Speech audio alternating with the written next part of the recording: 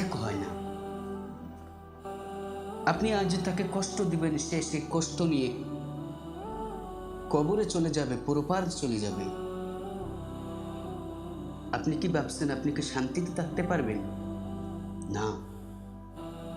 তাকে আপনি যে কষ্টটা দিয়েছেন, যে আঘাতটা দিয়েছেন, সেই আঘাতের প্রতিশোধ যদিও নেওয়ার মতন তার কোনো সামর্থ্য নাই, যোগ্যতা নাই, তবে তার দুঃখ, কষ্ট, বেদনা, চক্ষুর পানি দেখে আপনি সারাটা জীবন আপনার ঢিলটাকে ছিদ্র করে ফেলবে। প্রতিটা মিনিটে মিনিটে, সেকেন্ডে সেকেন্ডে আপনার স্মরণ হবে, আমি তার সাথে এমন কাজ কেন করলাম।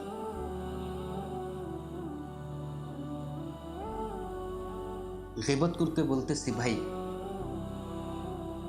গীবত করতে একটু চিন্তা ভাবনা করুন, একটু চিন্তা ভাবনা করে গীবত আর শিকায়তটা করুন।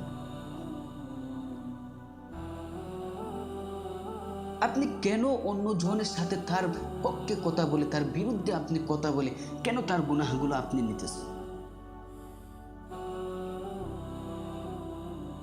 আপনি কি তার বিরুদ্ধে কথা বললে আপনি কি সবচেয়ে বড় হয়ে যাবেন?